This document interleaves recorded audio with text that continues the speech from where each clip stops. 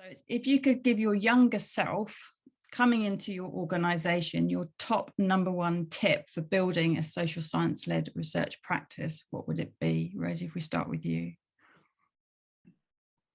Yeah, sure. So I think I'm kind of in the luxury position at the moment. I do work with people who are kind of a little bit like a younger me, because we kind of have like placements and internships for early career researchers, which is another one of the awesome things about Zinc, but I'll shut up about how great Zinc is now. But I think the main thing that I've kind of tried to impart to them, and from what I can see has most benefited them, is that be confident in what you know. I think particularly when you come from an academic background, we're very aware that we have a very deep knowledge in a particular area. And we think, oh, well, I didn't do my PhD on that thing, so I don't know about that thing. But you do, and even if you don't, you have the skills to be able to find the answers, and it's fine to say, I'll come back to you on that. And also you have all of that knowledge and the scientific mindset to be able to give educated judgments as well. So I guess it's just like being confident in your own knowledge and skills would be my key message. Eva?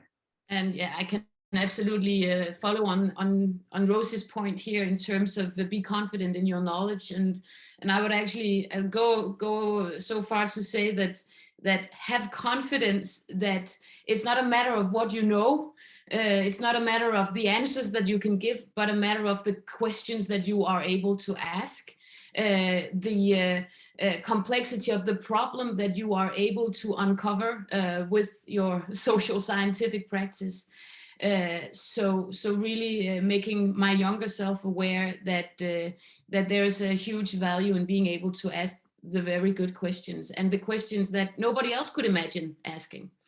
That's also what social science is about, finding the questions that we couldn't imagine asking in the first place.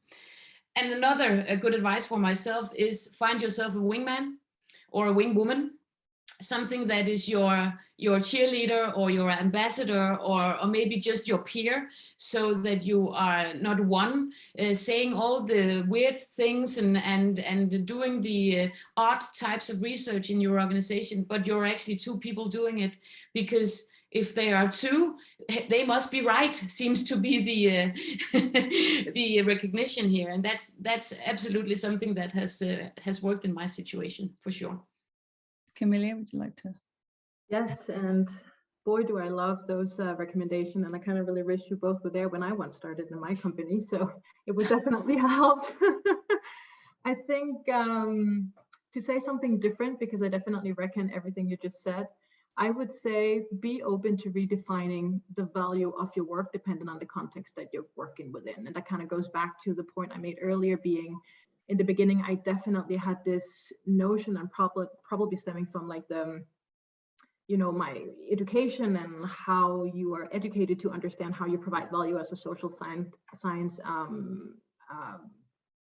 UC researcher, is when you provide an unbiased and valid basis for decision making, when you create insights that are actually usable and high quality. I think when you walk into a context where, again, user research is not necessarily acknowledged, and you're working in fast product cycles, and you're in a company where there is a lot of legacy maybe and a lot of history, try to understand your value in a little bit of different way, and also your success, that it's actually a big success just to create user research in general than actually doing it perfect.